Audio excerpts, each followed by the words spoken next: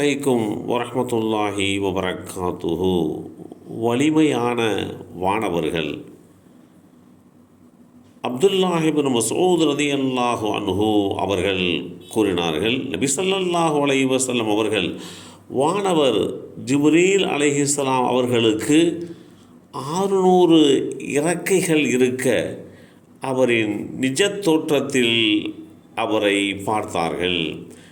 இந்த செய்தி ஸஹீஹுல் புகாரியிலே 4857 என்ற எண்ணிலே பதிவு செய்யப்பட்டிருக்கிறது. மலக்குமார்களுடைய தன்மை ஒளியினால் உண்டான ஒரு தன்மை. ஒளியினால் அவர்கள் படைக்கப்பட்டார்கள். அவர்கள் அல்லாஹ்வுடைய கட்டளைக்கு எப்போதும் கீழ்ப்படிந்து நடப்பவர்கள்.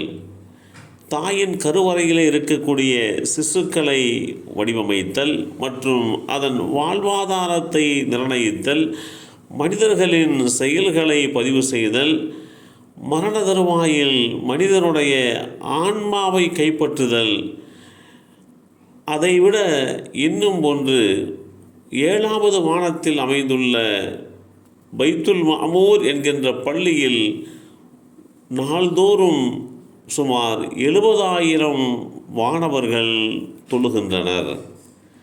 இப்படி மலக்குமார்களுக்கு உண்டான தனித்துவத்தையும் வலிமையையும் இஸ்லாம் நமக்கு தெளிவுபடுத்தி காட்டுகிறது.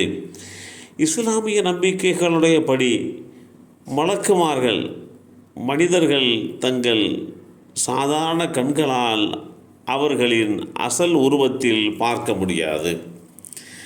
இதற்கு எண்ணற்ற காரணங்கள் இருக்கின்றன.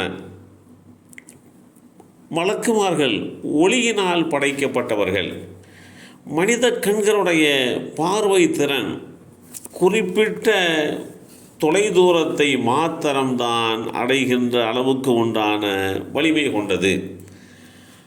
அதிலேயும் மனித கண்களுடைய பார்வை திறன் குறிப்பிட்ட அலை நீளம் கொண்ட ஒளியை மட்டும்தான் காணுகின்ற வகையிலே படைக்கப்பட்டிருக்கிறது.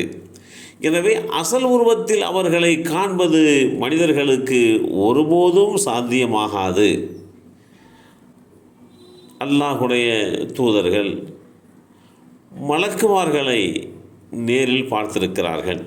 குறிப்பாக நபி ஸல்லல்லாஹு அலைஹி வஸல்லம் அவர்கள் ஜிப்ரீல் அலைஹிஸ்ஸலாம் அவர்களை அவர்களுடைய அசல் உருவத்திலே 2 முறை பார்த்தார்கள். அப்படி அசல் உருவத்திலே பார்க்கக்கூடிய வலிமை அல்லாஹ்வுடைய தூதர் ஸல்லல்லாஹு அலைஹி வஸல்லம் அவர்களுக்கு உண்டு.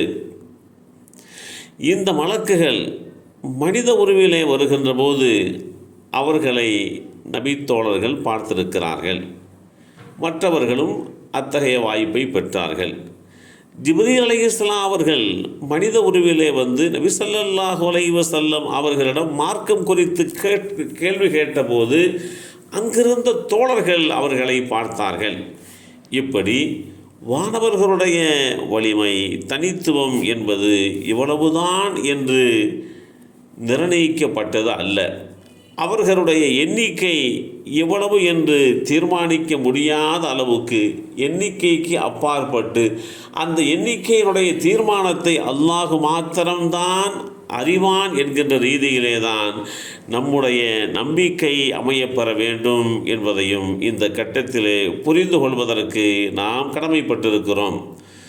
மலக்குமார்கள் என்பவர்கள் பிரபஞ்சத்தினுடைய நுண்ணிய சக்திகள் என்றும் அவர்களை ஆன்மீக கண் அல்லது அகக்கண் கொண்டு உணர முடியும் என்றும் சில குர்ஆனுடைய விரிவுரையாளர்கள் தெளிவுபடுத்தி காட்டுகிறார்கள்.